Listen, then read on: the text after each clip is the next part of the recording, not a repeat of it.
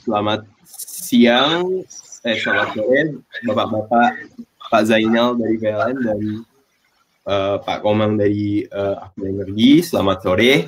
Jadi hari ini adalah SRE Energy Week dari ketiga yang akan membahas tentang integrated system pada energi terbarukan.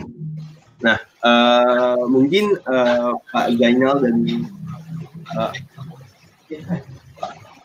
Pak Komang bisa say hi dulu ke audiens.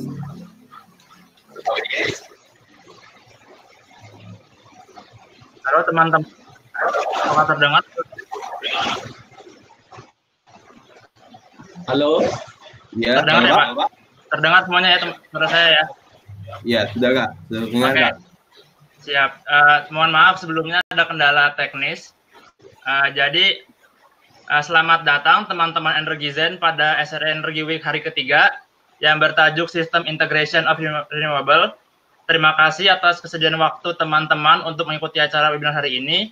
Semoga hari ini kita dapat mempelajari hal-hal baru yang bermanfaat terutama dalam bidang energi yang terus berkembang ini.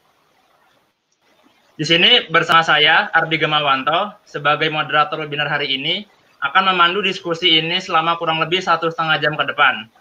Hari ini kita sudah kedatangan tamu yang spesial, yaitu pembicara dari Dr. Zainal Arifin.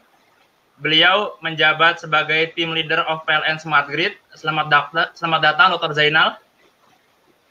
Di samping itu kita juga selamat sore. Selamat sore Pak. Di samping itu kita juga telah hadir bersama kita tamu yang tidak kalah spesialnya, yaitu Bapak Komang Adi Aswantara yang menjabat sebagai Solution Lead Aku Energi. Selamat datang Bapak Komang.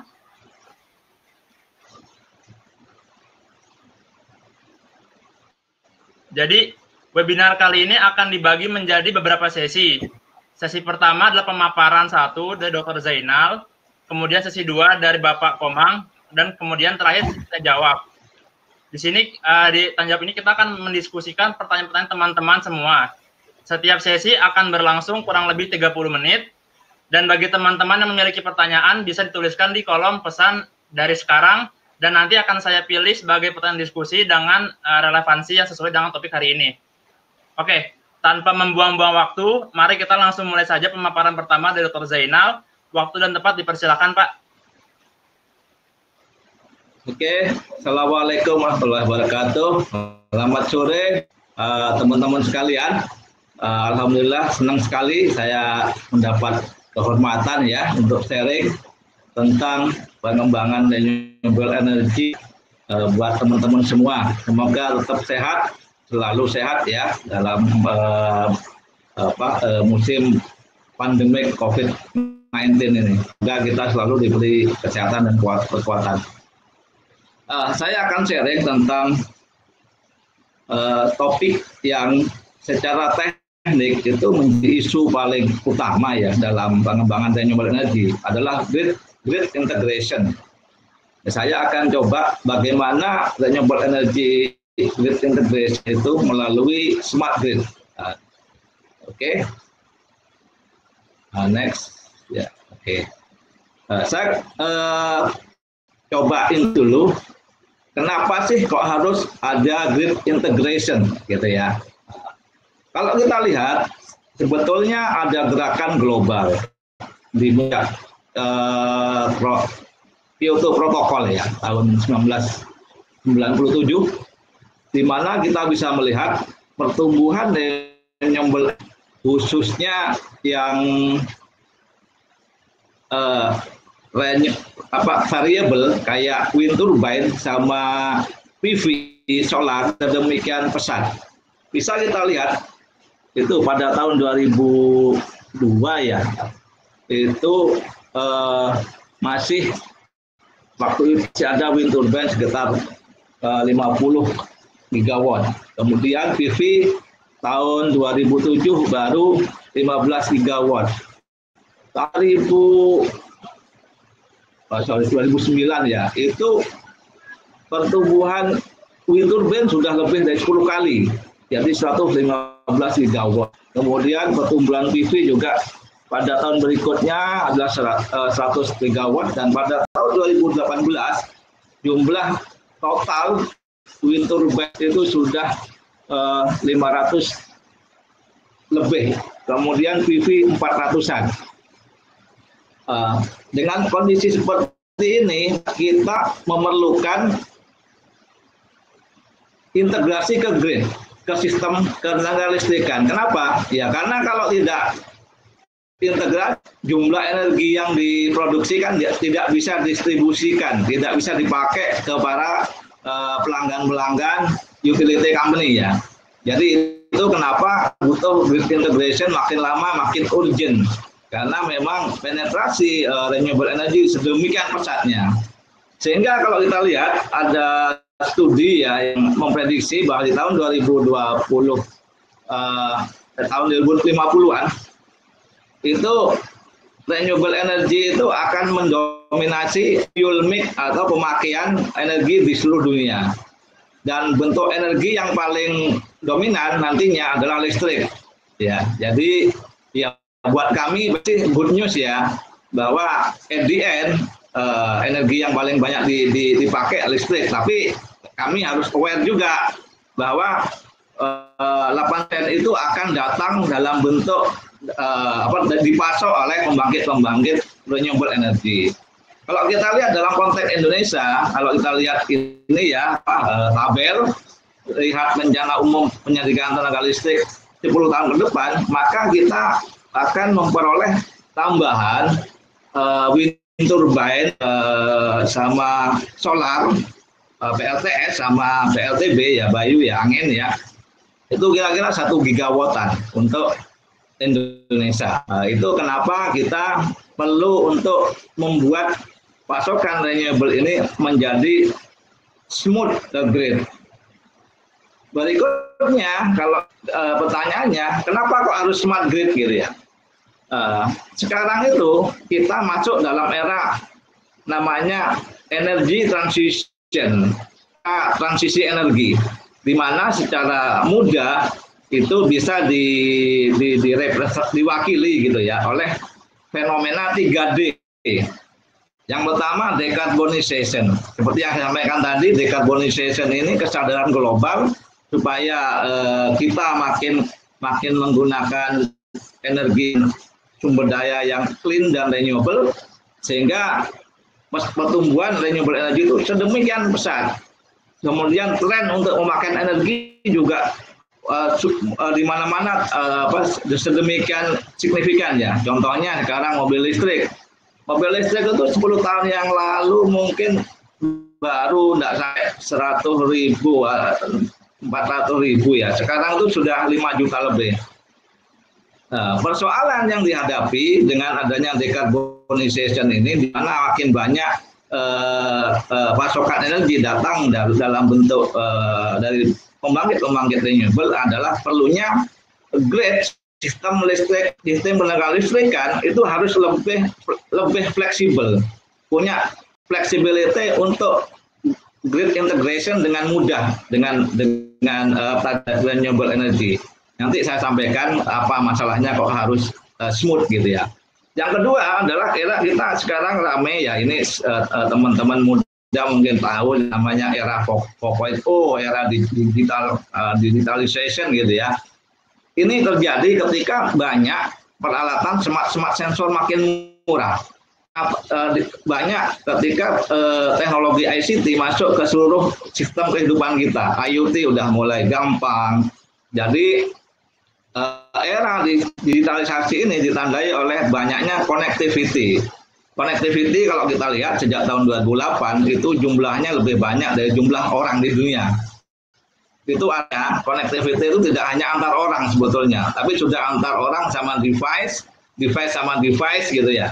Nah, itu membuat sistem tenaga listrik terutama energi itu sudah tidak bisa ditangani oleh cara-cara manual.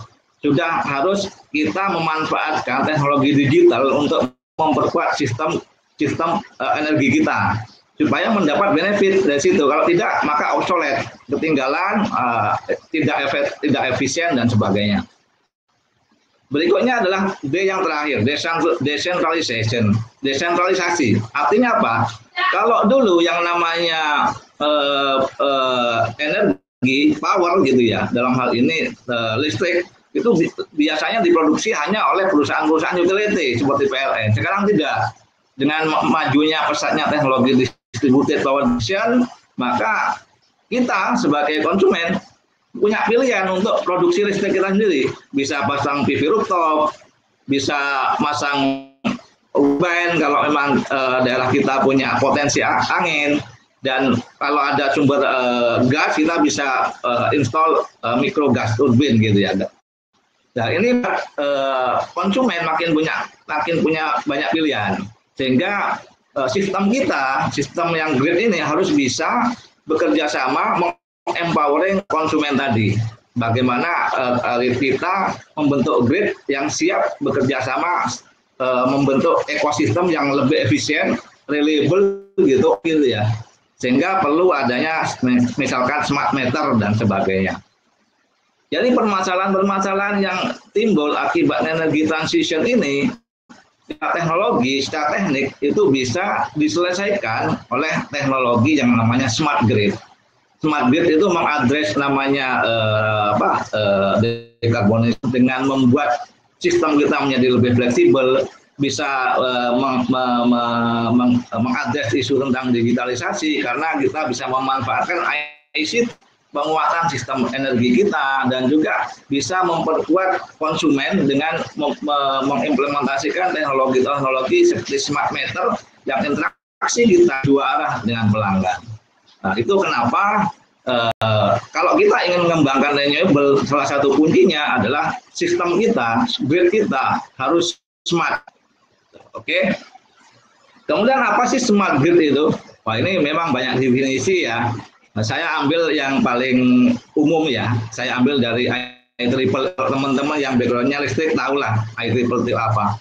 Jadi smart grid itu sebetulnya suatu sistem yang self sufficient ya, yang bisa diri sendiri, yang sanggup mengelola dirinya sendiri, yang dia bisa mengintegrasikan seluruh daya kapasitas sumber energi jenis apa saja, berapapun, tidak hanya yang besar tapi yang kecil-kecil, sehingga menciptakan suatu grid yang istilahnya di mana networknya, jaringannya itu bisa andal, bisa efisien, tentunya safe, dan bisa sustainable, jadi bisa berkelanjutan. Makanya kenapa smart grid isunya bukan hanya masalah efisiensi. Kalau kita lihat itu karakteristiknya efisien, tapi harus andal gitu. Jadi setelah itu baru sustain. Jadi pasokan energi ke depan itu harus mengadres isu-isu tidak hanya efisien, murah, affordable, price gitu ya, tapi juga harus andal, reliable, tidak pasokannya tidak sering mati gitu ya, matinya jadi tidak lama-lama, tapi juga harus sustain, harus keberlangsungannya harus terjaga, tidak hanya untuk 1, 2, 5 tahun ke depan, tapi ke future kita harus yakin bahwa energi kita tetap akan ada gitu. Dan berikutnya smart grid itu biasanya backbone-nya itu city. Jadi di sini teman-teman muda perlu belajar banyak hal ya. Sudah ada bolehlah kita bilang dari teknik mesin, elektro, Nah, tapi basically in the future itu sudah mulai kabur. Begitu kita bicara sistem kelistrikan itu tidak totally electrical, ada mechanical di situ, kontrol, ada ICT, ada information teknologi, ada communication. Nah, itu yang sekarang terjadi. Smart grid itu memadukan itu. Nah, secara arsitektur, smart grid ini memang bukan sesuatu yang gampang ya.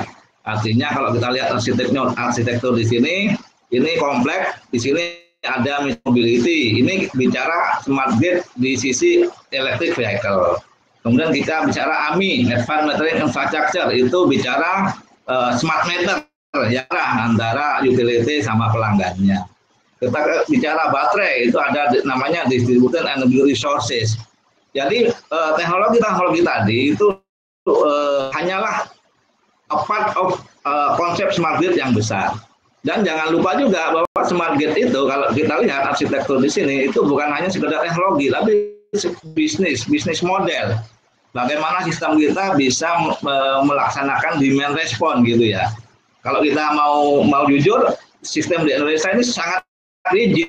Kita seharusnya kalau sistemnya dynamic, kita tahu berapa sih harga listrik itu per jamnya, sehingga bisa tahu kalau lagi jamnya nggak mau pakai lama-lama, misalkan seperti itu sudah dynamic. Sistem kita masih rigid karena sistem kita belum mengadop smart grid, belum ada pricing, harganya dirata-ratain gitu ya. Itu PR besar lah bagi teman-teman nanti. Kemudian kalau kita grid, sistem grid itu sistem listrikan lah, network listrikan ya. Indonesia itu agak unik ya, karena agak beda sama yang kontinental gitu ya, seperti US, Eropa, negara Eropa, China gitu ya, yang mainland satuan sehingga mudah integrasinya. Indonesia ini agak challenging sebetulnya, karena kita dari segi grid itu paling tidak ada 3 di situ.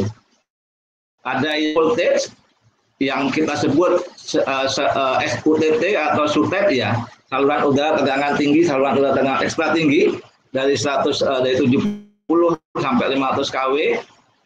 Itu ada kV ya, ada bukan kW, kilowatt ya.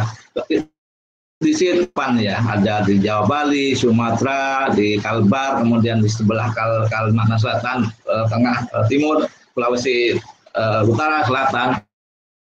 Jangan lupa kita juga ada 200-an sistem yang tegangan menengah, dan jangan lupa lagi kita ada 900 lebih yang tegangan rendah. Kadang-kadang malah tidak koneksi, isolated, off grid. Dan ketika kita bicara renewable energy penetration mau connect ke grid, maka saya akan tanya mau di grid yang mana. Nah, itu harus perlu kita pahami. Karena nanti teknologi metodenya beda-beda. Kalau kita lihat sekarang, di mana di Sulawesi itu ada dua sistem besar di sana, sistem Sulawesi Utara sama sistem Sulawesi Selatan. Ini juga cukup unik karena sekarang ada paling tidak 4 variable renewable energy yang ada. Ada wind turbine 2 di Sulawesi Selatan ya, Sidrap, Samto.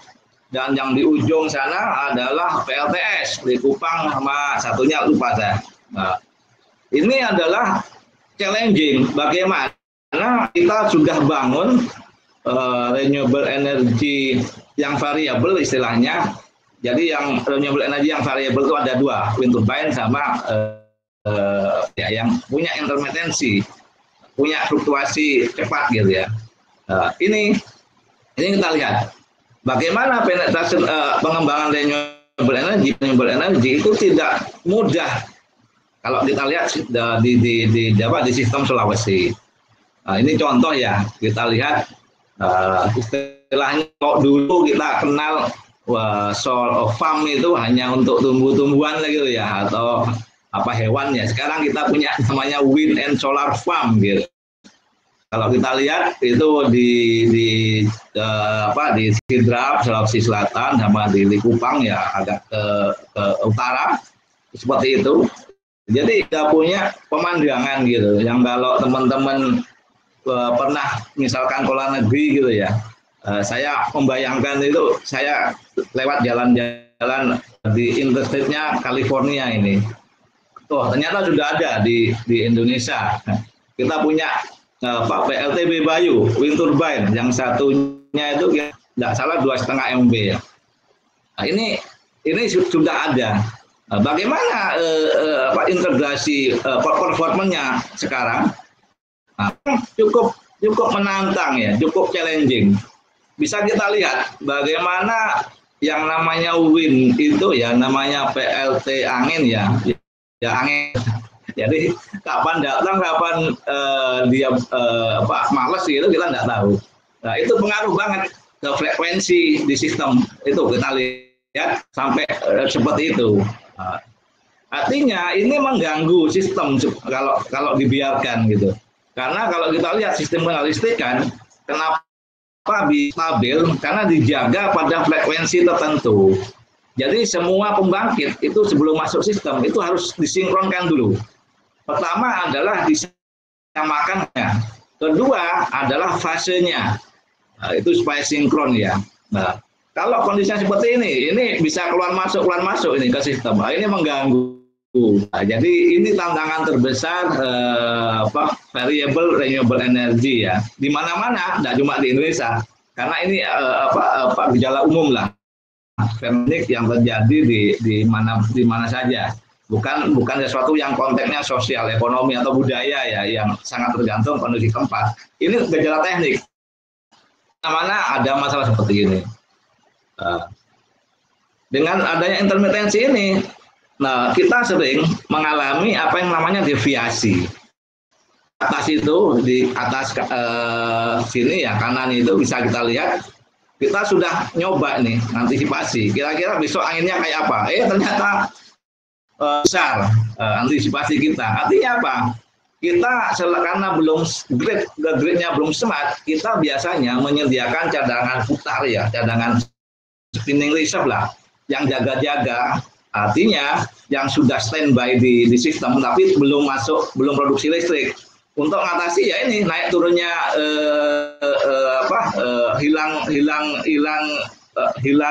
hilang timbulnya angin tadi. Sehingga kita harus standby dengan pembangkit lain.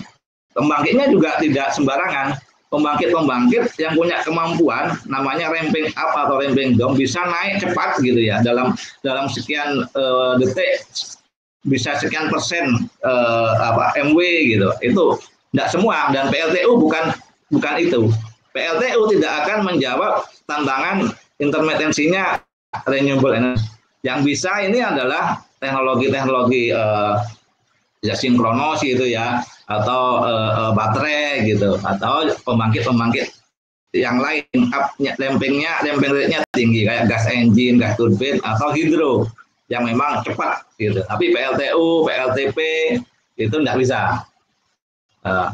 Ini yang terjadi ketika kita tidak punya sistem yang smart. Pertama apa? Kita sering salah mengestimasi. Mestinya kita siapkan sudah siap gitu ya, ternyata kelebihan. Tapi kadang-kadang juga pernah melihat prediksi tren ke belakang, kita prediksi ini hari besok kayak ini, kita siapkan pembangkit yang sudah on tapi belum masuk ke sistem ya, belum sinkron. Itu namanya spinning reserve. Tahu-tahu ternyata kurang. Kalau perubahan frekuensi ini bisa terlalu ekstrim, sistem bisa blackout. Karena semua pembangkit lepas. Ini yang terjadi ya. Yang kita lihat dengan adanya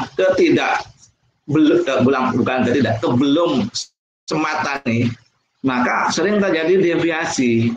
Kita kadang-kadang deviasinya cukup besar. Kita siapin misalkan 50 MW, cuma yang datang anginnya 5 MW. Nah, ini kan mubazir. Sehingga pada akhirnya apa yang terjadi? Biaya listriknya malah biaya produksi listrik di sistem itu malah jadi naik gitu. Ini terjadi karena tadi ketidakpastian tadi itu menyebabkan kita menyiapkan daya yang tidak matching sehingga kebuang gitu atau terlalu besar. Nah, itu membuat malah tidak efisien. Nah, ini yang harus diselesaikan. Tapi kami punya contoh lain sebetulnya yang sukses ya, yang sudah selesai. Ini contoh di Sumba Timur, bagaimana suatu pembangkit ini memang kecil ya, skalanya mikro. Ini ada PLTD di Sumba Timur, PLTD sama PLTS sebetulnya. Nah, tapi memang di daerah Indonesia Timur ya, jadi masih teknologinya masih tahun-tahun lama lah. Jadi dispatchingnya masih manual, ngatur tegangan naik turunnya beban itu masih sifatnya manual. Sehingga apa? Ketika masuk PLTS yang naik yang cepat begitu, kita tidak sanggup kendalikan secara manual. Akhirnya apa? Sering blackout, frekuensi turun, tiba-tiba blackout, atau tahu-tahu PLTS-nya produksi banyak tapi tidak bisa diserap oleh sistem itu.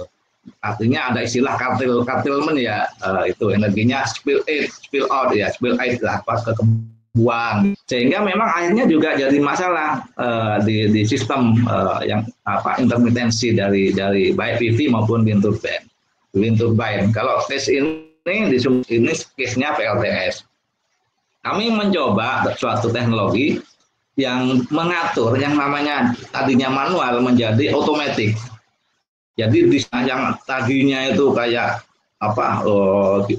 sangat ini ya, sangat ekstrim perubahannya naik turunnya itu, kita coba smooth, kita atur supaya smooth. Ini ada algoritmanya. Kemudian dengan smooth itu maka masuknya PLTS bisanya karena tidak ada energi yang kebuang. Dan kalaupun PLTS-nya itu tahu-tahu hilang ya, ada pembangkit lain yang langsung bisa. Ini fungsinya automatic dispatching system. Bentuknya sebetulnya sederhana. Nah ini saya tidak kepingin terlalu detail ya. Tapi sebetulnya kalau kita lihat frekuensi itu kan fungsi dari beban, fungsi selisih beban antara beban motor sama beban elektrik gitu ya, daya beban sama daya elektrik. Kita ngatur antara keluaran sama keluaran dari pembangkit power sama demand atau demand yang ada di customer, di beban yang ada di pelanggan gitu. Itu kita atur gimana caranya dengan ADS itu. Jadi disinkronkannya ini pakai diesel karena di sana tidak ada pembangkit lain selain diesel. Jadi fluktuasinya si PLTS itu disanggah yang siap ngikutin gitu. Jadi selain dia ada beban rata-rata, ada diesel yang siap untuk ngikutin. Begitu diesel itu sudah kurang lagi, PLTS lagi, ada diesel lagi berikutnya gitu. Jadi kalau dalam sistem otomasi kita kan ada dua ya, ada namanya sequencing. Kalau ADS ini baru sequencing, smart betul, karena dia hanya membagi tadi beban-beban yang naik turun itu berdasarkan sequencing. Kalau sudah pembangkit backupnya ditambahin lagi ke berikutnya. Kalau sudah optimasi tidak seperti itu. Ada algoritma, bisa jadi pembangkitnya hidup bareng-bareng, tapi beban dibagi secara algoritma ya supaya optimal, misalkan begitu. Tapi dengan teknologi yang cuma mengatur dispatching aja, kita cukup efektif. Jadi di kasusnya Sumba Timur itu penetrasi PLTS-nya bisa naik. Yang awalnya sekitar 14 itu bisa naik jadi 19%. Kan lumayan itu. Jadi pemakaian BBM dan dieselnya bisa dikurangi. Dan itu bisa berpotensi untuk menurunkan biayanya. Jadi kalau kita lihat sebetulnya kalau kita ada renewable energy mau datang, maka ada beberapa hal teknis yang memang harus diperhatikan ya. Sederhana kalau kita lihat ya, sistem pengaturan tenaga listrik itu kan kayak gambar ini ya, kayak gambar ada kolam gitu, itu isi oleh keran gitu, kemudian dialirkan ke pengguna. Nah, dalam sistem listrikan supaya seimbang kolam itu dijaga tertentu. Kalau dalam sistem listrikan jaganya pakai frekuensi. Jadi inilah yang diatur supaya seimbang. Keseimbangan ini produksi sama demand itu hampir sama. Itu yang selalu dijaga. Kalau misalkan produksinya naik turun, nah ini kan masalah ini itu perlu diatur dengan logik gitu ya, dari sisi demand ke sisi produksinya.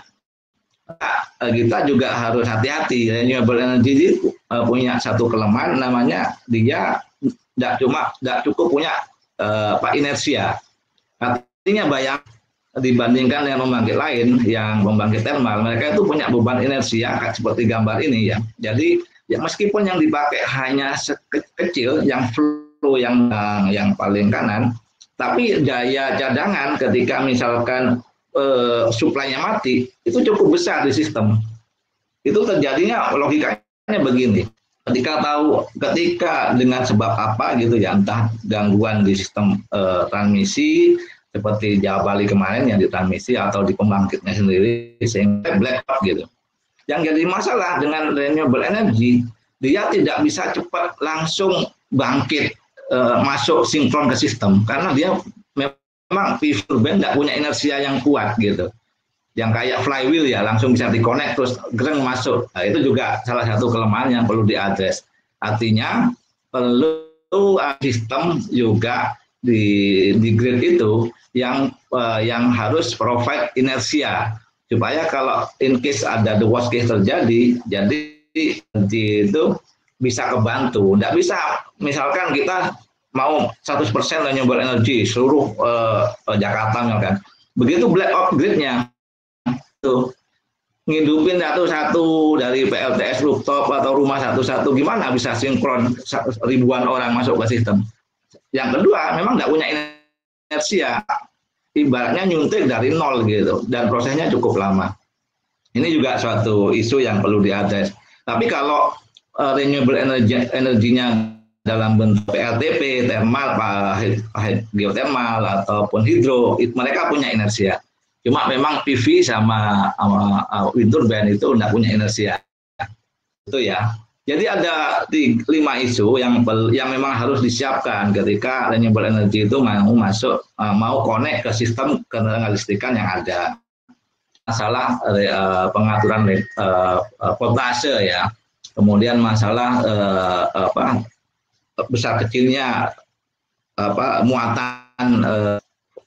muatan yang voltase yang bisa dilalui, kemudian ini inersia yang tadi disampaikan tadi, kemudian bagaimana mengontrol tadi kemampuan ramping up, ramping down kecepatan untuk produk masuk ke sistem dengan sangat cepat atau ngikutin ini ya, ngikutin kebutuhan. Memang misal ada yang lepas gitu, maka dia harus siap mengikuti untuk masuk gitu, karena kan listrik ini agak unik ya, dia klaim tidak bisa disimpan.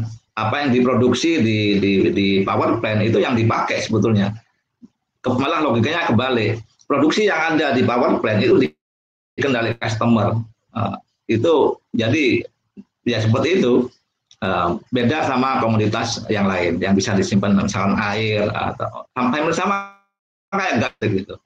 Apa yang dipakai, meskipun gas bisa disimpan dalam bentuk CNG maupun LNG ya, tapi listrik memang bisa baterai tapi tidak bisa lama.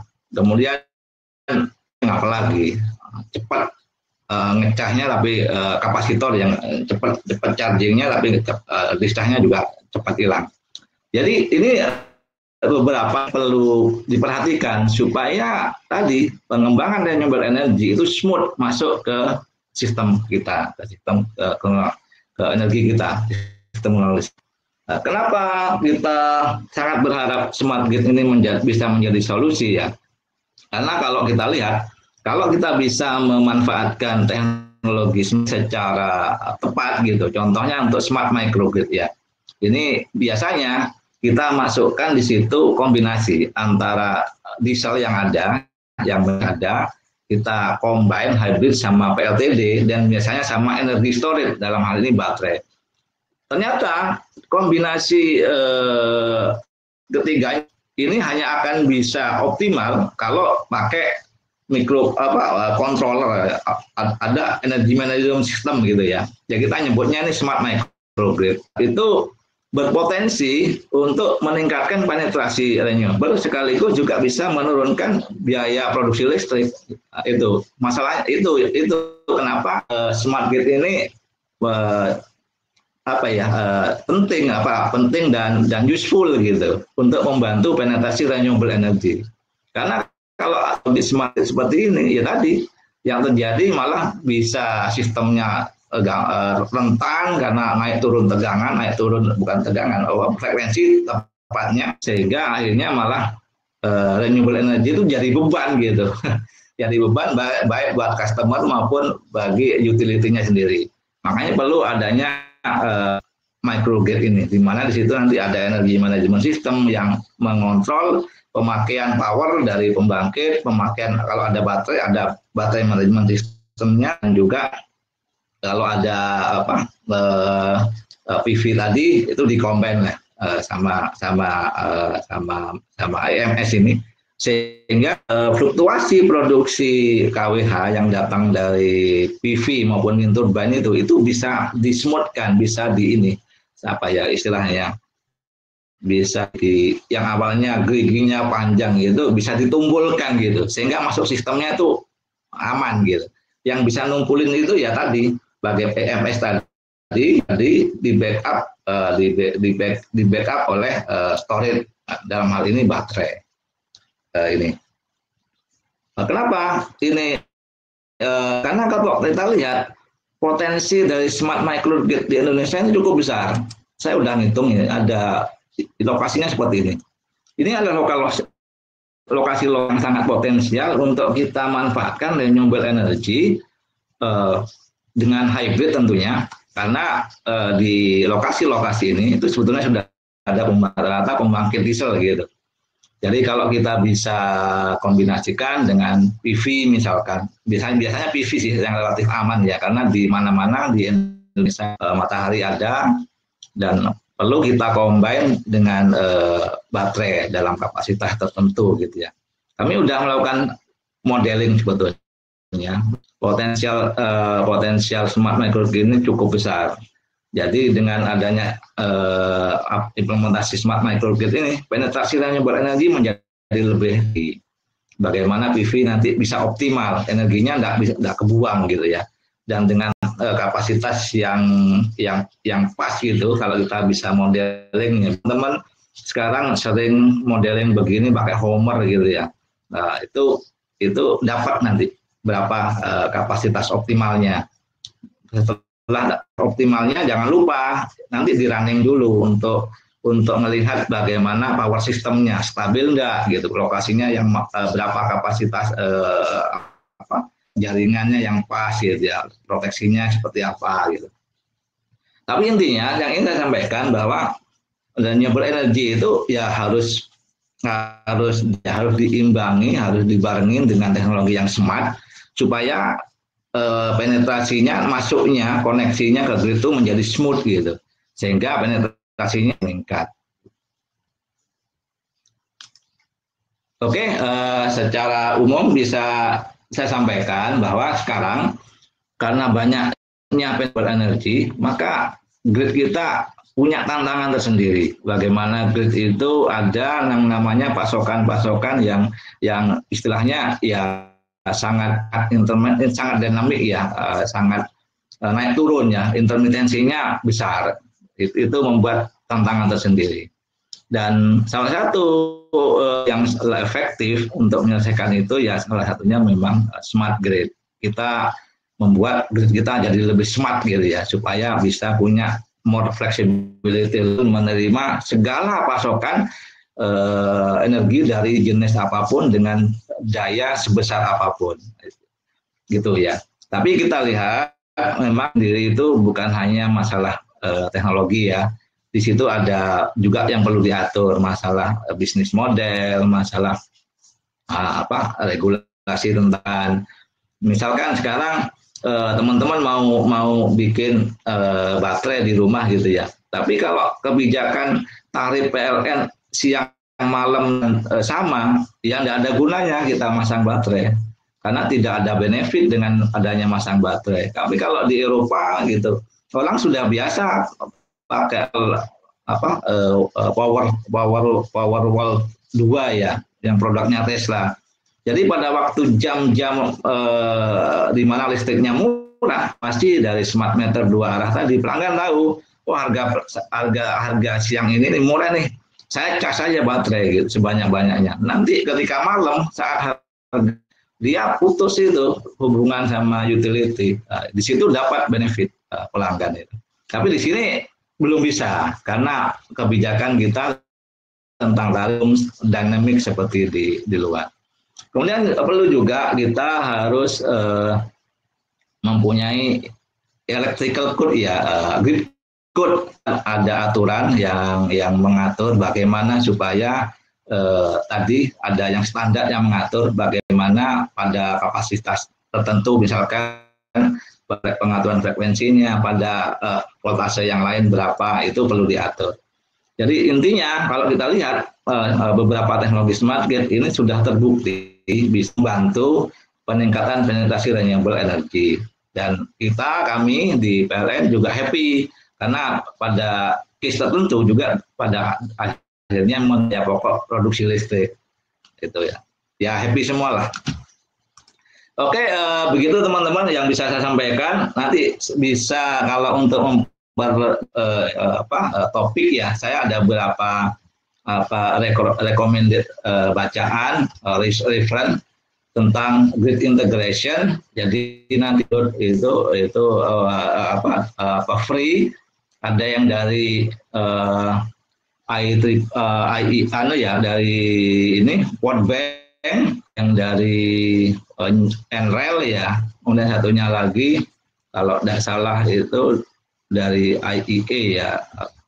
Ini cukup teman-teman ada yang tertarik mendalami topik ya, entah buat skripsi atau ada yang nulis tesis. Ini sesuatu yang sekarang lagi emerging ya, lagi isu hot dalam ilmu renewable energy dan power system khususnya. Demikian teman-teman yang bisa saya sampaikan. Mohon maaf kalau ada nanti yang ingin ditanyakan, silahkan. Kalau mau kontak saya lewat email, karena itu ada di slide terakhir. Demikian saya sampaikan, terima kasih atas waktunya. Saya akhiri dulu. Mudah-mudahan bermanfaat. Assalamualaikum warahmatullahi wabarakatuh. Selamat sore. Waalaikumsalam warahmatullahi wabarakatuh. Terima kasih banyak Pak Zainal atas pemaparan materinya yang sangat menarik terkait smart grid. Tanpa membuang waktu, kita langsung saja lanjut ke pemaparan berikutnya dari Pak Komang. Pak Komang, waktu dan tempatnya saya persilahkan.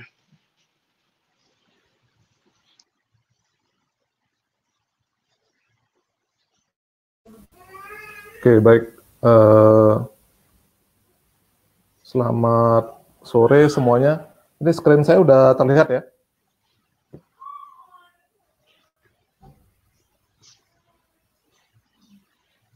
Oke, baik. Saya coba mulai saja. Sebelumnya saya ucapkan selamat berpuasa kepada teman-teman yang melaksanakan ibadah puasa dan selamat sore untuk rekan-rekan semua. Gitu.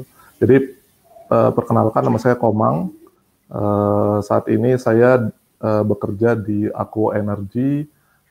Yang memang saat ini banyak mengeksplor potensi-potensi untuk decentralized energy generation.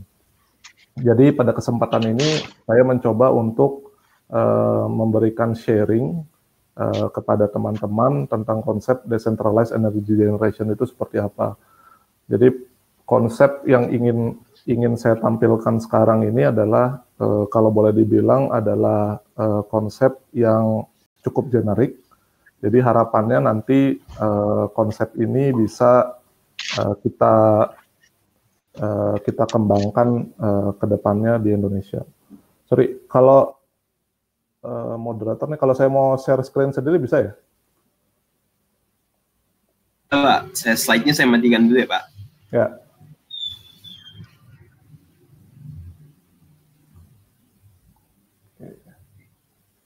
Tombol share screen tuh ada di paling atas, Pak. Yang ada lambang seperti di sebelah lambang mikrofon. Oke. Ya, saya coba.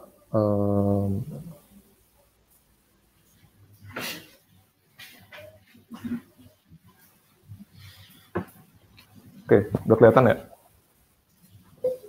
Sudah, Pak.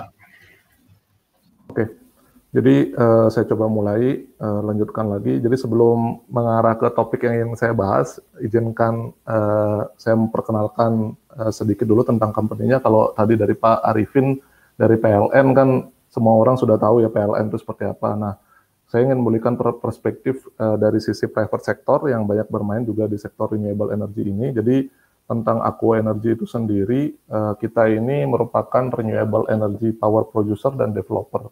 Jadi kalau teman-teman tahu di Indonesia sendiri itu listrik memang dimonopoli oleh PLN gitu ya. Tapi dari sisi producing-nya itu sendiri, jadi dari sisi pembangkitan itu PLN membuka jalan juga dari pihak swasta untuk membangun pembangkit-pembangkit itu sendiri. Nah, pembangkit tersebut biasanya dibangun oleh pihak swasta ya melalui proses tendering dan juga diskusi dengan pihak Ministry of Energy and Mineral Resources, Kementerian ESDM untuk mengajukan pembangkit-pembangkit listrik yang akan dimasukkan ke dalam sistem kelistrikan di Indonesia. Jadi kita merupakan salah satu produsen listrik swasta yang ada di Indonesia. Kita telah berdiri tahun 2007, kita berpusat di Paris, Prancis, jadi perusahaan Prancis.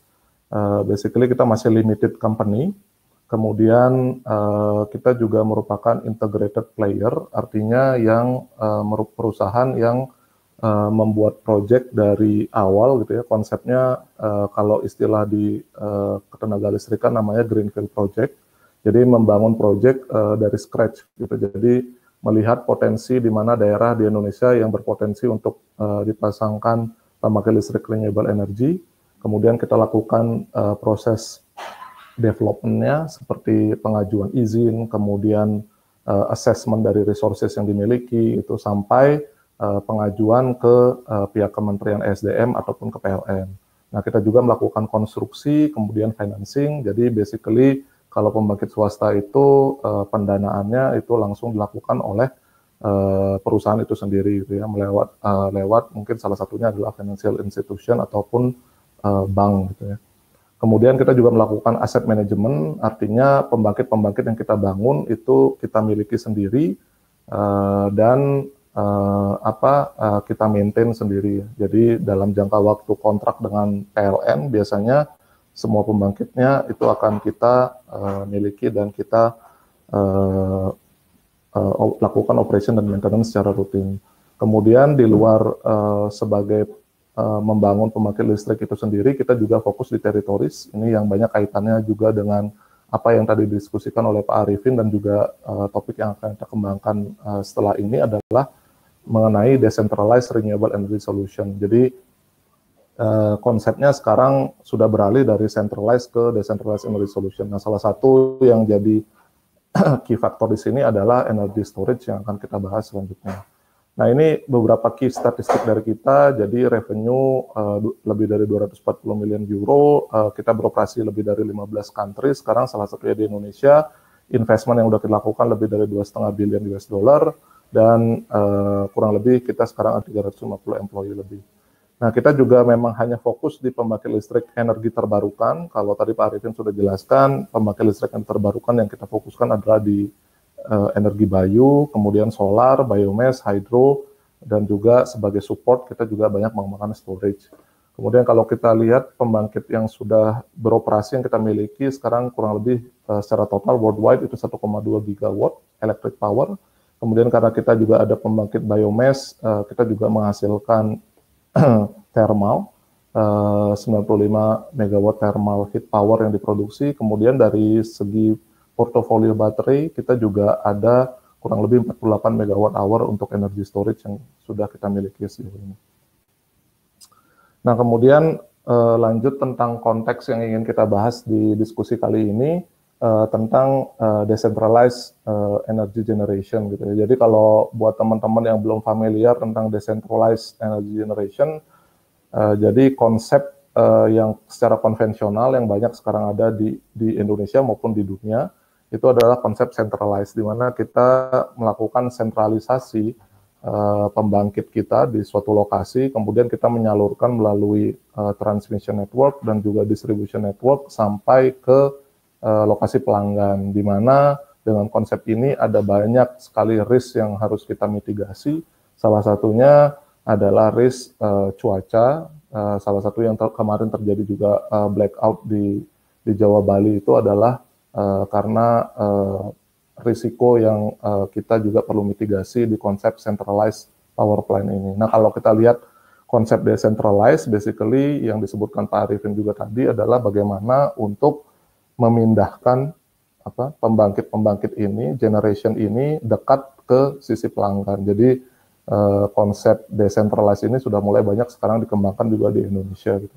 Nah, kalau kita lihat map dari Indonesia ini, lokasi yang kita arsir, kita labur dengan warna orange ini merupakan lokasi-lokasi yang kita identify sangat potensial untuk kita kembangkan sebagai decentralized energy generation. Karena basically dari segi geographic location ini sangat remote, kemudian untuk mengaksesnya juga sangat susah. Nah, kalau kita lihat konteksnya secara lebih detail di Indonesia gitu, di Indonesia sebenarnya consumption per kapita kita termasuk rendah ya. Jadi kalau kita hitung setahun itu kurang lebih 1000 kWh. Nah, artinya apa? Satu hari, kalau kita bagi 365, ini kurang dari 3 kWh energi yang kita gunakan secara average gitu. Jadi 3 kWh itu sebanyak apa sih? Jadi kalau kita misalnya nyalakan AC, misalnya 1,5 PK atau 1 PK 1000 watt gitu ya. Kalau kita nyalakan 1 jam, itu kita sudah mengkonsumsi 1 kWh. Jadi basically 3 kWh itu bukan merupakan angka yang besar kalau kita bandingkan dengan kehidupan di kawasan perkotaan seperti itu. Nah, while di negara-negara yang sudah berkembang dan maju itu biasanya tingkat consumption energi per kapitanya di kisaran 3.000 sampai 10.000 kWh per tahunnya. Kemudian kalau kita juga lihat sejauh ini kita sudah ada masih ada 12.000 desa ya yang tidak memiliki akses ataupun aksesnya sangat terbatas terhadap listrik gitu. Jadi di desa-desa yang kita identify sekarang ini itu kurang lebih ada 12.000 desa yang aksesnya masih sangat terbatas ataupun tidak memiliki akses terhadap listrik. Kemudian kita juga tahu electrification ratio yang masih rendah khususnya di Indonesia bagian timur, walaupun saya rasa untuk Desember 2019 ini level penetrasi atau electrification ratio di Indonesia sudah mencapai 99%, namun di beberapa lokasi di Indonesia Timur itu masih di bawah 40%, ada beberapa daerah. Kemudian kita juga memiliki keterbatasan dana ya untuk membangun pembangkit-pembangkit listrik di daerah-daerah terpencil tersebut. Jadi oleh sebab itu makanya pemerintah dan PLN berusaha untuk menggandeng pihak swasta juga untuk bersinergi membangun pembangkit-pembangkit di lokasi-lokasi yang remote ini. Nah, quickly untuk mensummarize, saya rasa mungkin di webinar-webinar sebelumnya teman-teman juga sudah melihat angka ini. Jadi kalau kita lihat komitmen pemerintah terhadap renewable energy itu seperti apa sih gitu. Kalau kondisi 2018 akhir kita lihat memang penetrasi energi dari renewable energy dalam energy mix Indonesia itu hanya di kisaran 8,55%. While yang masih banyak majority itu datang dari minyak bumi. Kemudian batu bara juga sudah mulai banyak sekarang, terlebih lagi dengan beberapa PLTU ribuan megawatt yang akan masuk ke jaringan listrik PLN, itu tentunya akan menambah penetrasi dari batu bara di energi mix kita. Nah, targetnya di tahun 2025 seperti apa sih? Jadi di RUEN, Rencana Umum Energi Nasional yang diterbitkan oleh Dewan Energi Nasional, itu sebenarnya kita wajib untuk mencapai level 23% di tahun 2025. Nah, mix-nya seperti ini di tahun 2025 dan di tahun 2050 targetnya adalah 31% dari energi terbarukan gitu. Jadi dengan porsi yang cukup seimbang antara batu bara, kemudian minyak bumi dan juga gas gitu. Karena yang disampaikan oleh Pak Arifin tadi, penting untuk memiliki mix dari energi dari batu bara, kemudian dari gas ini dan minyak di energi mix kita, karena itu juga sangat penting untuk kehandalan sistem kita. Karena kita melihat renewable energy ini konsepnya atau karakteristiknya itu adalah intermittent, di mana memerlukan pembangkit lain untuk bisa melakukan operasi paralel untuk mensuplai listrik kepada masyarakat. Nah, kalau kita melihat lebih jauh tentang potensi di Indonesia itu sendiri, sebenarnya potensinya sangat besar ya, dan kalau kita lihat tingkat realisasi atau implementasi sampai sejauh ini untuk potensi renewable energy atau energi terbarukan di Indonesia ini sebenarnya sangat masih cukup rendah gitu ya. Karena di sini kalau kita lihat yang paling besar memang paling banyak berkembang sekarang dari potensi tenaga air ya. Karena memang ini sudah dari semenjak dahulu sudah dibangun di Indonesia antara PLTA dan juga PLTMH, mini hydro. Untuk angin sendiri ini juga baru 2 pembangkit, ini masih outdated ya datanya. Jadi ada 2 pembangkit kurang lebih kapasitasnya kurang 140 mega atau 0,14 giga yang sudah masuk ke sistem listrik PLN. Nah, untuk pembangkit listrik tenaga surya memang relatif ini sangat mudah untuk kita implementasikan di Indonesia karena basically semua wilayah Indonesia irradiance-nya cukup bagus. Namun memang tingkat penetrasinya sekarang masih cukup kecil jika dibandingkan dengan potensi yang ada di Indonesia. Nah, kemudian apa sih challenges yang kita lihat dari pengembangan distributed energy generation ini? Yang pertama itu adalah kita lihat ketergantungan kita terhadap fossil fuel. Jadi memang di berbagai daerah, di pulau-pulau terutama, itu pembangkit-pembangkit yang paling simpel untuk dibangun adalah pembangkit listrik tenaga diesel PLTD. Walaupun sebenarnya untuk operation dan maintenance-nya ini bakal sangat berat gitu, karena membutuhkan supply fuel secara berkesinambungan yang tentu saja kalau teman-teman familiar dengan site-site di Kalimantan, kemudian di kepulauan itu sangat terpengaruh dari cuaca juga. Jadi ini yang merupakan salah satu challenges yang pertama. Kemudian yang kedua tentunya untuk daerah-daerah terpencil, ini untuk electrical networks atau jaringan daripada distribusi dan juga transmisinya itu belum terbentuk secara optimal. Nah, ini juga yang mengakibatkan kendala-kendala yang dihadapi dalam pengembangan distributed energy generation ini. Nah, yang ketiga adalah bagaimana kita bisa memproduksi listrik yang stable, yang sesuai dengan keinginan masyarakat itu. Nah, karena tadi faktor-faktor geografis juga ini yang menyebabkan kadang-kadang tingkat stability dari pembangkit-pembangkit di daerah terpencil itu cukup rendah ya. Bahkan di beberapa tempat bisa menyala hanya cuma 4 jam, itu pun juga tidak secara continuous. Kemudian yang keempat, ini juga tadi saya lihat ada banyak pertanyaan di chat room, bagaimana kita bisa sama-sama menjaga ketersediaan lahan, terutama untuk pembangkit listrik tenaga surya, ini kadang-kadang kita harus juga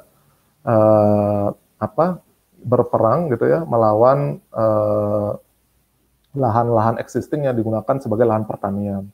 Nah, konsep ini di Akuo juga banyak kita kembangkan. Di belakang saya jelaskan tentang konsep agri-energi, di mana kita mengkombinasikan antara agriculture dan pembangkitan energi terbarukan. Jadi ini yang kita identify sebagai challenges pengembangan decentralized energy generation itu sendiri. Kemudian satu potensi yang paling besar sebenarnya di Indonesia, kalau kita lihat secara luas gitu ya, adalah di satu peta Indonesia ini, kita lihat peta ini merupakan peta irradiance ya, peta iradiasi matahari di Indonesia. Nah, kalau kita lihat memang secara average, hampir di seluruh wilayah Indonesia itu di level 1.700 kWh per square meter per tahunnya. Artinya apa sih satuan ini gitu? Jadi kalau teman-teman lihat tadi rata-rata consumption energi kita dalam 1 tahun itu 1.000. Nah, kalau kita ambil rata-rata yang cukup tinggi 3.000 kWh gitu, untuk membangkitkan ini dalam 1 tahun kita hanya memerlukan area 15 square meter gitu untuk PV modules, sehingga bisa membangkitkan energi sejumlah 3.000 kWh ini. Tentunya ini subject kepada beberapa parameter, tentunya PLTS ini tidak bisa berproduksi di malam hari ya. Jadi memerlukan sistem tambahan untuk bisa mensuplai energi secara berkesinambungan dalam 24 jam. Nah, kemudian saya ingin memberikan insight yang basic gitu ya kepada teman-teman tentang bagaimana arsitektur kita melistriki atau memberikan supply listrik kepada pelanggan gitu ya. Jadi memang konsep konvensional yang paling gampang, jadi kalau teman-teman main ke desa-desa terpencil, kemudian ke daerah-daerah remote gitu ya, itu memang yang paling mudah adalah dengan menginstal genset gitu ya. Diesel genset kita pasang, supply ke pelanggan, ke customer, itu kita bisa mensuplai 100% dengan menggunakan diesel genset gitu. Tapi kalau dilihat renewables-nya nggak ada di sini gitu kan. Nah, tren ini juga sudah mulai ditinggalkan karena biaya pembangkitan dari diesel genset juga tidak murah, dan yang kedua memberikan dampak yang tidak baik terhadap lingkungan. Kemudian bagaimana kalau kita mau melakukan hybridization di sini, itu adalah kita biasanya sudah melakukan, bisa melakukan hybrid atau kita memasang secara paralel pembangkit listrik tenaga surya dengan diesel genset gitu. Nah, ini cara yang paling simpel, tapi tentunya ada kendala-kendala teknis yang sudah disampaikan oleh Pak Arifin tadi ya. Jadi kalau kita pakai skema seperti ini, energi mix dari renewable energy atau energi terbarukan itu hanya terbatas di 20%. Nanti saya jelaskan kenapa terbatas di 20% itu. Dan 80% ini masih dari diesel genset. Nah, gimana kalau kita mau meningkatkan penetrasi ini sampai cukup maksimal, penetrasi energi terbarukan, itu adalah dengan menambahkan komponen baterai, yaitu energy storage di sini. Jadi pembangkitan bisa dilakukan di siang hari, kemudian excess production-nya bisa kita simpan di baterai ini, kemudian malam hari baterai ini kita discharge untuk mensuplai listrik ke pelanggan. Jadi penggunaan diesel gensetnya bisa dikurangi. Gitu. Nah, kalau dengan skema ini, tergantung nanti parameter-parameter inputnya seperti apa, itu kita bisa penetrasi energi terbarukan sampai di level 60%, bahkan sampai 80% atau 90%. Nah, ini insight kenapa tadi kalau kita hanya menghybrid dengan diesel genset dengan PLTS, itu hanya maksimum 20%. Gitu. Jadi kalau saya bisa jelaskan dengan menggunakan grafik ini, x-aksisnya ini adalah jam, kemudian y-aksisnya ini adalah persentase dari load. Jadi asumsi saya punya load 1 megawatt gitu ya. Jadi kalau teman-teman punya kebutuhan listrik 1 megawatt flat selama 24 jam. Nah, kondisi existing ini disuplai semua dari diesel genset warna abu-abu ini ya. Kemudian kalau kita misalnya pasang solar PV dengan kapasitas 500 kW, jadi karakteristik produksi dari solar PV ini membentuk kurva normal atau kurva parabolik seperti ini. Ini kondisi ideal ya, dengan peak-nya 500 kW. Jadi teman-teman perlu tahu kalau kita pasang PLTS 500 kW, itu tidak bisa produksinya flat 500 kW. Jadi inilah karakteristik produksi di mana dia hanya berproduksi di siang hari gitu, dengan karakteristik produksi seperti ini. Pak Komang, mohon maaf memotong Pak, waktunya tinggal 10 menit lagi ya Pak. Berapa? Tinggal 10 menit lagi waktunya Pak. Baik, saya coba lebih cepat ya. Jadi ini merepresentasikan penetrasi dari renewable energy dari solar ini hanya 12%. Nah, kalau kita pasang 1 mega, basically karakteristik produksinya seperti ini. Kenapa ada pemotongan? Tadi yang seperti sudah disebutkan, itu ada curtailment dari minimum operation untuk diesel genset. Karena pembangkit listrik tenaga surya ini kita tidak bisa independen membentuk istilahnya grid forming ya. Jadi dia hanya grid following, jadi memerlukan pembangkit lain untuk sinkronisasi gitu. Nah, kalau kita lihat di sini penetrasinya hanya 21%. Bahkan kalau kita lakukan seperti ini infinite gitu ya, unlimited solar PV, itu basically hanya 32%. Namun 32% ini tentunya economically tidak viable karena basically capex-nya besar dan penghematan yang bisa hanya sebesar 32% gitu ya. Kemudian kalau kita lihat bagaimana kita bisa memperbanyak penetrasi renewable energy ini dengan energy storage. Jadi saya kasih lihat ilustrasinya seperti ini. Jadi kalau kita lihat x-axis-nya penetrasi limber energy, dan ini adalah LCOE, levelized cost of electricity. Kalau kita punya diesel genset dengan harga fuelnya $1 per liter, which is ini ekuivalen sama Rp14.000 per liter, yang sama dengan harga fuel untuk industri gitu ya, itu biaya pembangkitannya di $300 per megawatt hour gitu, kurang lebih. Jadi kalau kita misalnya tambahkan solar PV di sini, basically biaya LCOE-nya itu akan berkurang sampai pada titik tertentu tadi 20% dan akan meningkat lagi karena basically di sini terlalu banyak curtailment, artinya terlalu banyak energi dari tenaga surya yang terbuang. Nah, bagaimana kita bisa menurunkan lagi LCOE-nya? Tentunya dengan menginstal baterai. Gitu ya. Dengan baterai LCOE-nya akan lebih turun lagi dibandingkan dengan existing hanya menggunakan diesel genset sampai di titik optimum tertentu tergantung dari berapa harga fuelnya. Kalau kita lihat di sini, di titik inilah di mana titik-titik optimum kita bisa melakukan hybridization antara PLTS dan baterai gitu. Jadi kalau baterainya kita perbesar secara signifikan untuk meningkatkan penetrasi energi terbarukan, itu pun juga LCOE-nya akan meningkat karena basically kita terlalu oversize dari sisi baterainya dan tidak efisien. Oke, ini saya skip, ini basically arsitektur dari hybrid system itu sendiri, jadi kita bisa lakukan hybridization dengan menggunakan PLTS dan juga baterai secara simply ke sistem existing konvensional gitu ya. Tentunya dengan role EMS tadi kaitannya dengan smart grid yang disampaikan oleh Pak Arifin tadi. Kemudian, terkait dengan inisiatif hybridization tadi, kita dari Akuo memiliki produk untuk melakukan inisiatif seperti itu dengan mengeluarkan produk containerized solution, baik itu untuk PV dan juga untuk baterai. Jadi ini sangat-sangat mempermudah bagaimana kita mempercepat proses instalasi di lapangan dan juga untuk proyek-proyek yang memiliki kalau boleh dibilang lifetime yang singkat gitu ya, misalnya dalam 5 tahun atau 7 tahun pembangkit ini akan digantikan, ini sangat mudah karena basically pembangkit PLTS kita, kemudian baterai kita bisa kita relokasi dengan sangat mudah. Nah ini contoh yang saya ingin ambil dari proyek kita di Berau gitu ya. Di Berau kita memiliki proyek menggunakan containerized solution ini dengan kapasitas 1,2 mega ditambah 2,1 megawatt hour baterai, mensuplai masyarakat selama 24 jam. Jadi kita memiliki business area license ya di sini gitu. Jadi sebenarnya ini wilayah usaha istilahnya yang kita lepas dari PLN. Nah, kita selaku pihak swasta berkomitmen untuk mensuplai listrik kepada area tersebut selama 20 tahun ke depan. Nah, ini kita bekerja sama dengan BUMDes. Beneficiaries yang kita supply electricity itu 1.700 plus, kurang lebih 400 KK menggunakan prepaid metering.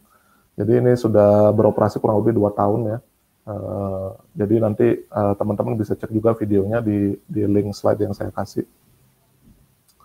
Kemudian ini data actual dari yang kita miliki. Kalau kita lihat di sini yang orange ini merupakan load profile dari salah satu desa dari pembangkit yang kita pasang itu. Kalau kita lihat di sini pembangkitannya karakteristiknya seperti ini.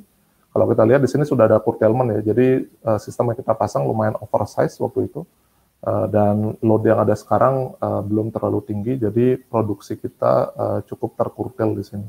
Ini kalau kita lihat charging baterainya, jadi di siang hari kalau PLTS-nya sudah mulai berproduksi, baterainya sudah mulai dicas di sini dan load-nya semua disuplai dari PLTS. Gitu. Nah sudah mulai sore, PLTS-nya sudah tidak berproduksi, jadi di sini levelnya udah terkurtil ya. Harusnya kan produksinya seperti ini, kurva normal. Di sini sudah tidak berproduksi, jadi baterai yang sudah mulai kick in di sini.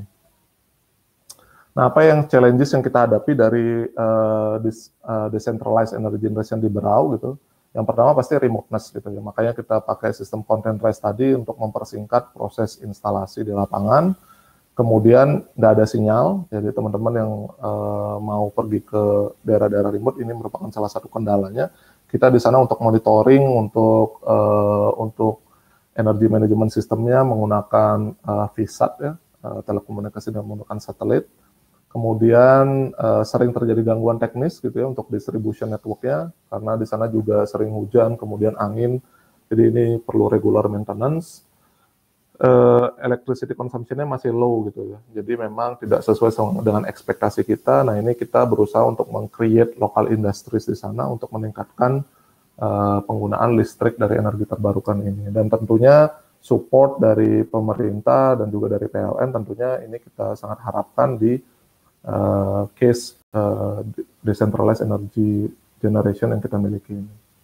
Nah, kemudian untuk men-scale up seperti apa sih yang konsep yang kita inginkan gitu dengan berkolaborasi dengan pemerintah dan juga PLN. Jadi konsep yang di Berau tadi itu kita melepas wilayah usaha, namun kita lihat itu merupakan salah satu kendala kita juga karena kita harus memanage pembangkit dengan skala yang sangat kecil, di mana operation dan maintenance-nya juga membutuhkan biaya yang cukup besar gitu ya. Ada fixed cost di sana yang harus kita cover dari pembangkit yang sangat kecil. Nah, yang kita pikirkan sekarang skemanya seperti ini gitu. Jadi kita selaku pihak swasta, selaku sponsor di sini membentuk suatu perusahaan gitu ya, special purpose company yang di dalamnya sudah memiliki kontrak operation dan maintenance dengan kontraktor, kemudian untuk melakukan proses konstruksinya kita sudah ada EPC kontraktor, bekerja sama dengan pihak desa, karena kita tidak bisa lepas dari kerjasama dengan pihak desa ini. Kemudian untuk finansialnya kita ada backup dari sisi lenders. Nah ini konsep ini listriknya kita jual ke PLN gitu, konsepnya gitu. Jadi PLN, kita bantu PLN untuk membangun pembangkitnya dari sisi pembiayaan pihak swasta gitu ya.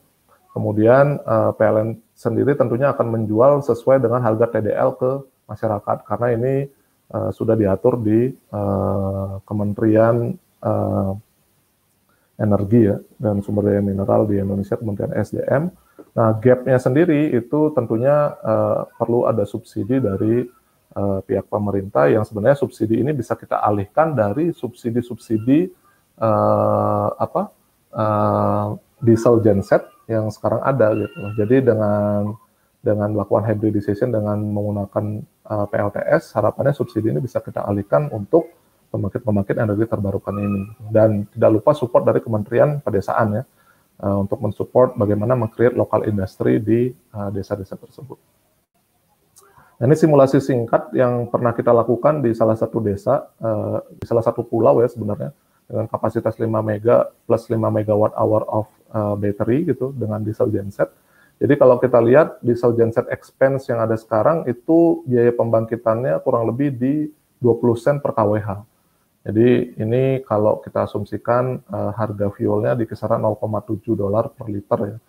Nah kalau kita lihat dari pembangkit listrik hybrid yang kita pasang itu sebenarnya biaya pembangkitan kita hanya di level 15 sen gitu. Jadi harapannya kalau kita mix ini, blended energy cost-nya itu mencapai 17 sen. Jadi di samping kita bisa menurunkan biaya pembangkitan dari PLN yang sebelumnya hanya menggunakan diesel genset, dengan memperkenalkan energi terbarukan ini, harapan kita selain meningkatkan penetrasi energi terbarukan, kita juga bisa menurunkan cost of electricity atau biaya pembangkitan dari PLN itu sendiri. Oke, ini beberapa case study project actual yang kita miliki ya, bagaimana kita tidak berebutan dalam tanda kutip dengan agriculture. Oke. Waktu sudah habis, Pak. Oke, siap. Saya wrap up 1 menit ke depan ya. Jadi ini konsep bagaimana kita menggabungkan konsep pertanian dengan pembangkitan energi terbarukan dengan konsep rumah kaca. Kemudian ini juga proyek kita di Reunion Island, bagaimana kita menggabungkan dengan fisheries, gitu. Kemudian ya pada akhirnya adalah saya ingin mengundang teman-teman di sini juga, baik yang teman-teman yang sudah menggeluti bidang energi ataupun energi terbarukan ataupun yang belum, tentang potensi yang sangat besar gitu ya dari Indonesia, karena kita tahu tadi ada kurang lebih 12.000 desa ya, yang masih sangat akses terhadap listriknya masih sangat rendah ataupun bahkan tidak ada gitu. Mari kita sama-sama di sini berkolaborasi. Jadi kalau teman-teman melihat potensi ini, sebenarnya terkait dengan karir dan juga kontribusi teman-teman ini sangat diperlukan di sektor ini. Jadi bagaimana kita berkontribusi terhadap generasi renewable energy, berkontribusi terhadap alam dengan mengurangi emisi CO2 itu, sekaligus juga meningkatkan kesejahteraan masyarakat yang ada di pedalaman dengan memberikan akses listrik yang affordable dari pembangkit listrik energi terbarukan itu sendiri. Mungkin sekian sharing dari saya. Terima kasih. Oke, terima kasih banyak Pak Komang atas sharing materinya. Dengan begitu sesi 2 ini sudah selesai dan kita akan masuk ke sesi terakhir, itu sesi tanya jawab ya. Jadi di sini kita akan memiliki 2 termin, di mana satu termin ini akan dibagi menjadi termin untuk Aku dan juga PLN. Dan untuk pertanyaannya udah saya rangkum dari teman-teman yang dimasukin di kolom pesan. Jadi untuk mengsingkat waktu langsung saja kita masuk ke termin pertama. Untuk Aqua dulu nih Pak, untuk Pak Komang, penggunaan energi storage sangat membantu peningkatan potensi EBT karena sifatnya fluktuatif. Bagaimana dengan implementasi DC House Pak? Sehingga terjadi desentralisasi dan mohon dikoreksi lebih ramah lingkungan dan lebih aman. Namun bagaimana dengan keandalannya Pak? Terima kasih. Oke, baik. Ini langsung saya jawab Bapak? Boleh Pak, langsung aja Pak. Oke. Jadi memang ada untuk penetrasi renewable energy dengan menginclude energy storage ini memang ada 2 teknologi ya yang banyak sekarang dikembangkan gitu. Istilahnya satu DC couple, yang kedua adalah AC couple gitu ya.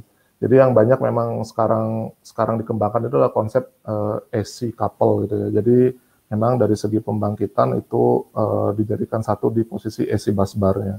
Nah, ada kekurangan dan kelebihan tentunya untuk dua teknologi ini gitu. Jadi kalau memang DC couple itu memang lebih cocok untuk kalau boleh dibilang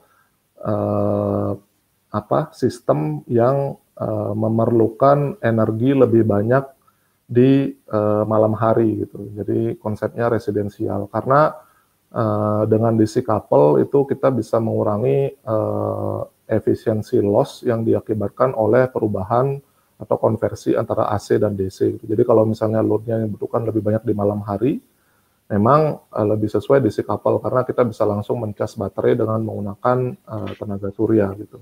Jadi kalau misalnya load-nya lebih banyak digunakan di siang hari, memang lebih efektif menggunakan AC couple karena apa yang kita produksi dari solar PV yang notabene itu adalah DC voltage, bisa kita convert ke AC voltage, bisa langsung digunakan tanpa harus charging ke baterai. Mungkin itu sih insight-nya yang bisa saya komen. Oh, begitu. Baik, terima kasih banyak Pak Komang. Untuk Pak Zainal Arifin ada pertanyaan, Pak. Jadi di masa pandemi ini, kira-kira masalah untuk intermitensi dari energi terbarukan itu bagaimana ya Pak untuk memenuhi kebutuhan energi di Indonesia? Dan juga bagaimana solusi grid firming yang dilaksanakan di Indonesia untuk mengatasi lonjakan beban listrik di jam-jam tertentu Pak? Pak Zainal mungkin.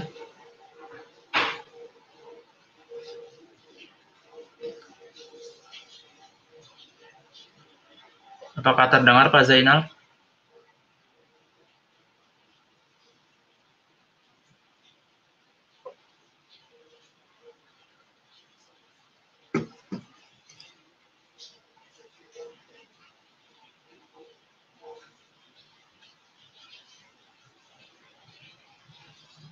Bagaimana Pak Zainal? Apakah terdengar Pak pertanyaannya Pak atau perlu diulang Pak?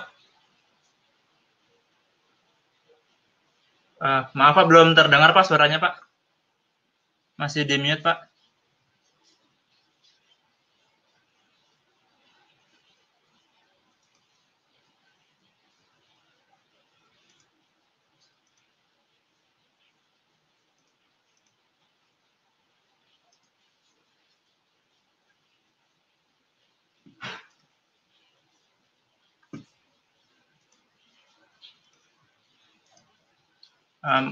Pak Zainal, apakah masih ada masalah Pak untuk mikrofonnya Pak?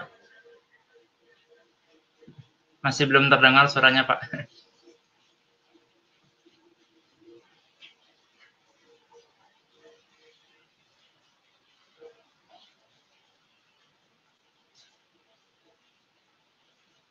Belum terdengar, Pak. Apakah masih di mute, Pak?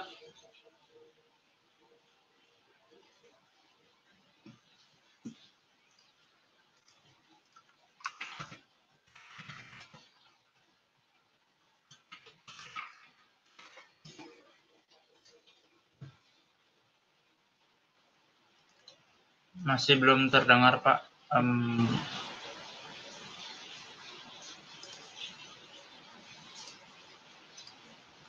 Masih ada kendala teknis ya, Pak? Atau mungkin termin pertama kita ke aku dulu aja ya, Pak. Nanti termin 2 untuk yang PLN ya, Pak. Jadi kita lanjut lagi, Pak. Untuk yang aku, Pak, pertanyaan, Pak.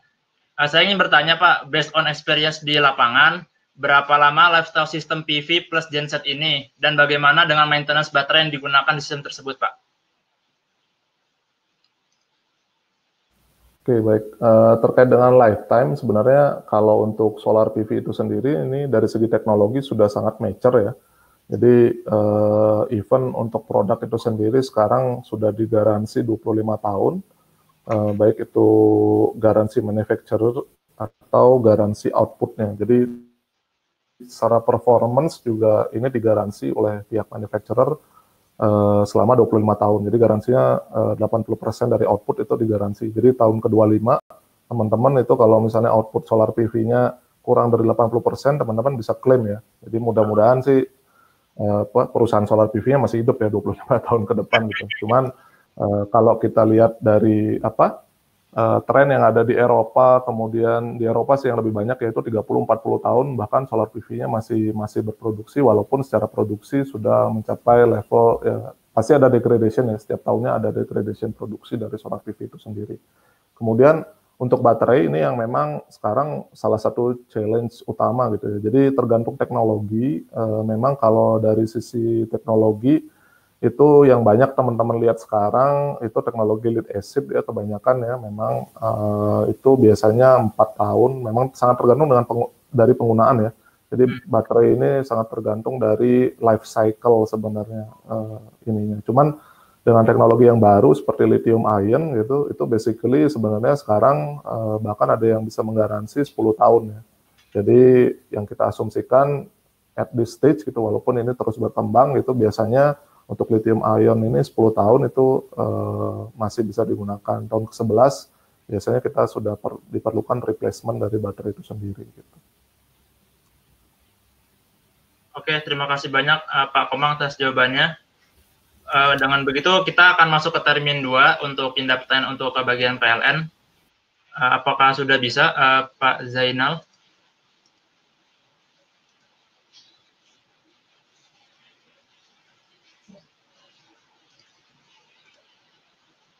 Oh, masih belum terdengar Pak Zainal suaranya, mohon maaf.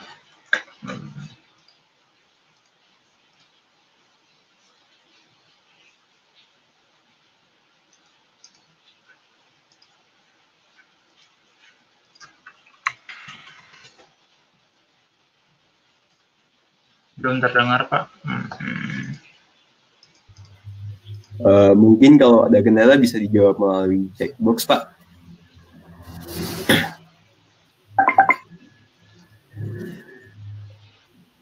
Pak, mungkin kalau misalnya Bapak mengalami kendala di bagian suara bisa dijawab melalui checkbox saja, Pak. Ada di bagian kanan. Atau mungkin bisa di reconnect, Pak, di refresh, Pak.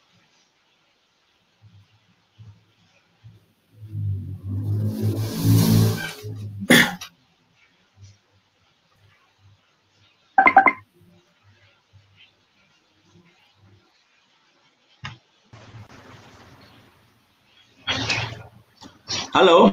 Oke, sudah terdengar, Pak. Iya, oke. Saya udah dapat ya pertanyaannya karena saya bisa dengar tapi nggak bisa didengar ya. Iya, oke, masalah ini ya renewable energy kondisi pandemik sekarang. Sebelumnya kalau kita lihat proporsi renewable energy di Indonesia tadi Pak Komang udah sempat nyajikan kan. Kondisi sekarang itu kalau dikeluarkan PLTA kita tuh masih 8%. Kalau PLTA masuk itu 14% sebetulnya. Kemudian kalau kita lihat yang paling banyak itu PLTA sama PLTP. Jadi tidak ada masalah karena memang ini kan pembangkit-pembangkit yang skater ya, yang isolated gitu, jarang orang datang ya. Social distancingnya juga tidak masalah. Nah, jadi tidak ada kendala dengan adanya COVID-19 ini terhadap kontribusi dari renewable energy ke sistemnya PLN secara keseluruhan. Kemudian bagaimana tren selama pandemi? Justru kami turun sebetulnya. Karena kalau kita lihat data belakangan ini pemakaian listrik itu meskipun ada pola perubahan ya, kalau di rumah itu memang naik, tapi secara akumulasi karena industri tutup, kantor-kantor juga banyak yang off gitu ya. Jadi secara total itu turun 7-10%. Jadi malah tidak masalah sih sebetulnya. Oke, gitu Mas. Oke Pak, terima kasih Pak jawabannya Pak. Ini ada pertanyaan lagi Pak. Bagaimana pemerintah ini sudah melakukan kolaborasi dengan investor-investor lokal, terutama pembangunan smart city untuk kedepannya, dan juga bagaimana penerapan integrasi grid dalam pembangunan smart city seperti ibu kota baru Indonesia yang akan dibangun di Kalimantan Timur, Pak. Oke, sebetulnya kalau smart city ya memang bukan domain PLN langsung ya, karena itu lebih banyak ke pemerintah daerah sebetulnya. Yang saya lihat yang punya smart city kan yang cukup bagus DKI ya sama Surabaya, itu sudah lumayan lah, artinya selama ini sih tidak masalah. Kemudian kalau masalah ke integrasi ke power sih memang karena domainnya untuk power diserahkan kami, ya kami yang handle gitu. Smart grid-nya dalam artian untuk pasokan mereka tidak nyentuh tapi integrasi aja. Untuk ke depan seperti yang rencana pindah ibu kota itu sudah ada roadmap ya. Jadi pengembangan listriknya akan berbasis renewable, mode transportasi akan mengandalkan kendaraan berbasis listrik ya, electric vehicle gitu. Sebetulnya tidak ada masalah. Yang jadi masalah itu sekarang adalah belum adanya grid code di sisi distribusi yang mengatur masuknya distributed power generation. Itu juga perlu kita segera address, segera selesaikan, karena PLN juga punya PR. Kalau dulu kita belajar perencanaan sistem listrik itu di etap dan sebagainya, itu seolah-olah beban itu memang dari tegangan rendah ke tegangan tinggi gitu ya. Sekarang dengan adanya distributed power generation itu pembangkit sumber daya itu bisa muncul dari tegangan rendah ke atas gitu. Itu kita sebut kita perlu hosting capacity. Ini yang perlu diadres. Kemampuan seperti ini dulu di dunia ketenaga listrikan gitu ya, mungkin belum kita kenal. Ini mulai jadi PR karena sudah ada yang arahnya direksional ya, ada dua arah gitu. Jadi itu yang perlu kita bahas. Artinya distribution code untuk lebih banyak nanti masuknya pembangkit distributed yang tadi, yang scatter tadi, baik bentuknya PV, wind turbine maupun mungkin micro gas turbine dan sebagainya. Jadi itu Mas yang perlu kita siapkan. Berarti memang masih diregulasi ya Pak masalahnya ya Pak? Iya, sampai sekarang belum ada grid code untuk distribusi yang mengcover akan masuknya distributed power generated. Oke Pak. Yang ada grid code di transmisi yang sudah ada. Oke Pak. Mungkin untuk yang terakhir Pak, ini pertanyaannya untuk keduanya terkait dengan industri baterai Pak. Mungkin kalau untuk yang aku, apakah dari aku sendiri ini mempunyai produk sendiri terkait baterainya atau bagaimana Pak untuk teknologinya Pak? Kita sih sebenarnya bukan battery manufacturer, jadi sebenarnya kita sistem integrator yang konsepnya di sini yang saya share tadi, produk yang kita share tadi.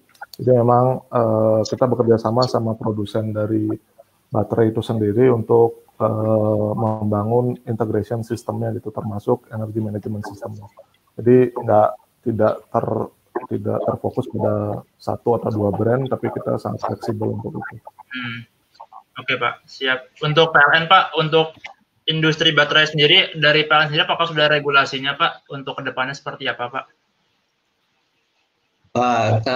Sebetulnya bukan regulasi ya. Jadi ini lagi kita bukan merintis, lagi ongoing, lagi nego-nego dengan partner-partner besar gitu ya.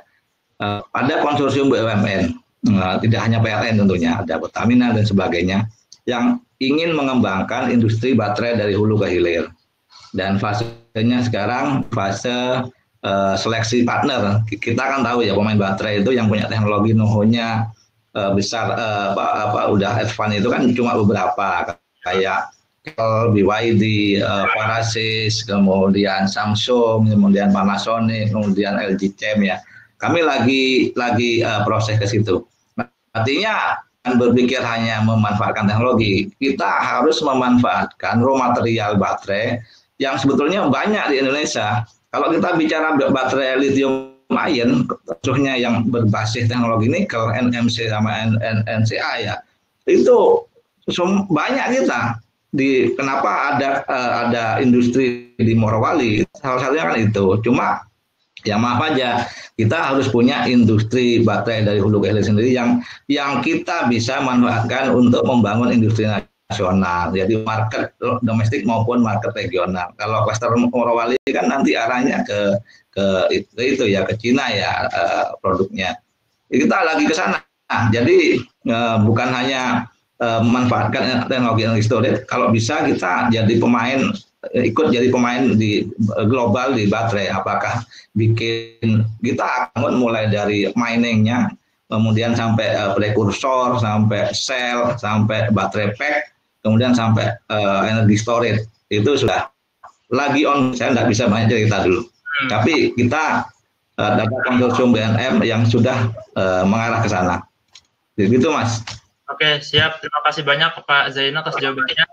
Dengan begitu, ini mengakhiri sesi tanya jawab kita kali ini. Sebagai rangkumannya untuk webinar hari ini, secara garis besar, transisi jaringan listrik itu didorong oleh dekarbonisasi, digitalisasi, dan juga desentralisasi. Dengan dorongan integrasi terhadap energi terbarukan, intermitensi ini masih jadi masalah yang sangat penting, bahkan dapat menyebabkan biaya pembangkitan listrik lebih mahal, ataupun sistem jadi tidak stabil, akibat 5 masalah yang sudah disebutkan seperti frekuensi, inersia, dan lainnya. Di samping itu, Indonesia juga memiliki potensi energi terbarukan yang sangat besar, namun masih kecil persentase penetrasinya akibat tantangan yang harus dihadapi mulai dari teknis maupun non-teknis hingga sisi ekonomisnya. Pun demikian, sizing sistem yang dilakukan secara hybrid dapat dilakukan sedemikian rupa untuk mengoptimalisasi harga LCOE-nya. Mungkin dari Pak Zainal dan Pak Komang ada pesan atau kesan untuk mahasiswa Pak untuk kedepannya bagaimana Pak? Dari Pak Komang dulu mungkin. Ya Pak Komang dulu. Dari Pak Komang. Baik. Memang kalau saya boleh lihat ini industri energi terbarukan ini di Indonesia kan memang relatifly baru ya. Jadi kalau boleh dibilang baru sih sebenarnya enggak, sudah cukup lama. Cuman memang karena dari ketidaksiapan antara pihak, saya tidak mau menyalahkan pihak-pihak manapun, namun kalau kita lihat dari sisi pemerintah, kemudian dari sisi PLN, dan dari sisi pihak swasta pun juga, ini perlu adanya kolaborasi lebih lanjut untuk bisa menciptakan iklim industri renewable energy terbarukan ini yang semakin kondusif gitu. Nah ini yang kita lihat memang merupakan salah satu tren yang ada di seluruh dunia ya. Jadi harapannya kepada teman-teman mahasiswa, teman-teman yang mendengarkan di sini bahwa kita ini sebenarnya punya future, punya potensial yang sangat besar di industri energi terbarukan ini. Jadi mari kita sama-sama siapkan sekarang. Ada banyak FGD yang membahas masalah energi terbarukan ini, tantangannya seperti apa solusinya. Jadi mari kita bergerak bersama sehingga nanti mudah-mudahan dalam waktu dekat kita semua siap dan industri ini bisa lari kencang gitu. Mungkin itu sih dari saya. Oke, siap. Terima kasih Pak Komang. Kalau dari Pak Zainal bagaimana Pak? Iya, teman ya, perubahan itu sedemikian cepat ya. Artinya sometimes lebih cepat dari yang kita pikirkan. Kalau kita lihat sekarang beberapa teknologi yang dulunya itu mungkin sampai sekarang masih eksis gitu ya. Itu sudah mulai berjatuhan. Contohnya PLTU itu di negara-negara Eropa udah mulai banyak gugur ya, kalah sama renewable dan clean energy yang lain. Kemudian beberapa pembangkit bahkan gas juga kemarin yang terakhir tahun lalu sudah mulai kalah dengan baterai storage sama mix sama renewable energy. Artinya teman-teman harus punya kemampuan melihat ke depan dan belajar terus ya. Artinya renewable energy itu satu keniscayaan. Artinya mau suka nggak suka, siap nggak siap akan hadir gitu dalam kehidupan kita lebih masif. Sama dengan kita sekarang kendaraan bermotor ya yang masih pakai ICE itu kan masih kayaknya kok lama gitu ya mau jadi electric vehicle. Tapi percaya itu pasti akan sedikit demi sedikit entah cepat atau tidak itu akan tergantikan dengan electric vehicle. Jadi peran kita sebetulnya kita mau ikut perubahan itu ataukah hanya jadi penonton gitu ya. Jadi saya harapin sih jangan jadi penonton ya, teman-teman inilah yang nanti akan menjadi pemimpin penentu masa depan Indonesia yang akan lebih baik. Jadi siapkan, belajar terus, jangan lupa untuk juga selalu berkolaborasi dengan yang lain. Demikian Mas. Oke, siap. Terima kasih banyak Pak Zainal dan Pak Komang atas kesediaan waktunya untuk berbagi hari ini. Saya Ardi Gamawanto sebagai moderator hari ini mohon maaf atas segala kekurangan yang terjadi pada webinar kali ini. Semoga kita semua di sini dapat terus belajar dan ingin menjadi bagian dari solusi permasalahan di industri energi terbarukan ini, karena ini adalah potensi yang cukup besar bagi Indonesia menurut saya ke depannya. Saya pamit undur diri. Have a nice day dan selamat berbuka puasa bagi yang menjalankan. Sampai jumpa pada webinar selanjutnya. Dadah. Terima kasih banyak Pak dan juga teman-teman semuanya. Ya, terima kasih. Ya, assalamualaikum. Salam.